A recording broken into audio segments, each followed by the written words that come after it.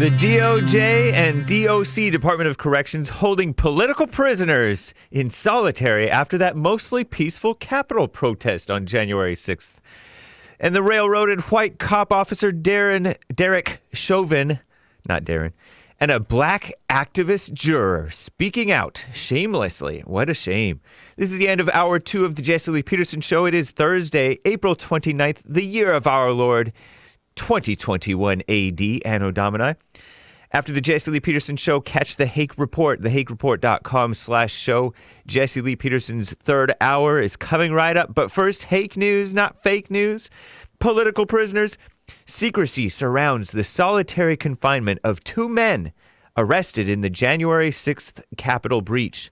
This is from the Epoch Times' Julian Khater, Khater of PA, Pennsylvania, and George Tanios, Tanios of West Virginia, both held without bail by the federal government in a District of Columbia Department of Corrections, DOC, restrictive housing facility. Restrictive housing is another way of saying solitary confinement. Khater and Tanios are restricted in their cells for all but 1 hour per day, which is the only opportunity for physical exercise, talking with other inmates, not roommates, and conferring with their attorneys. According to Politico, the plight of the men is shared by dozens of January 6th detainees, also held in restrictive housing, solitary, the whole.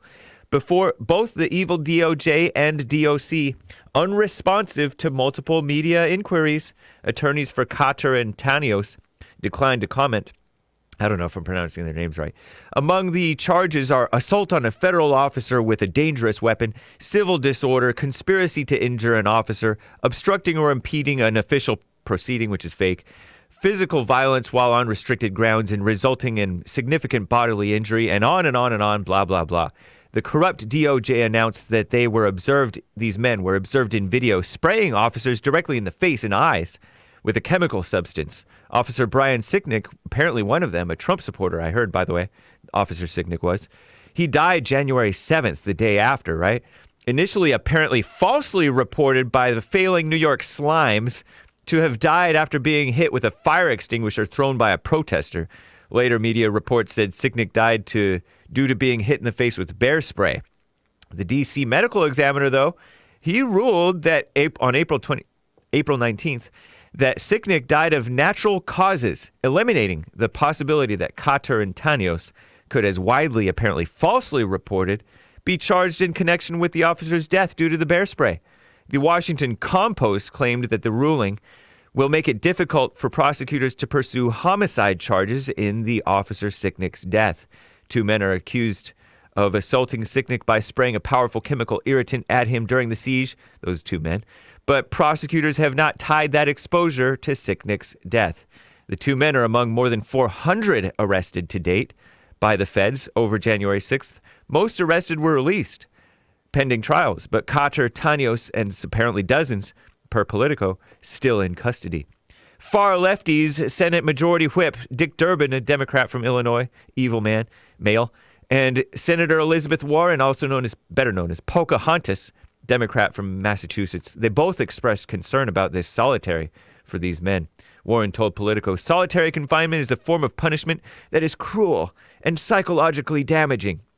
And we're talking about people who haven't been convicted of anything yet, she said.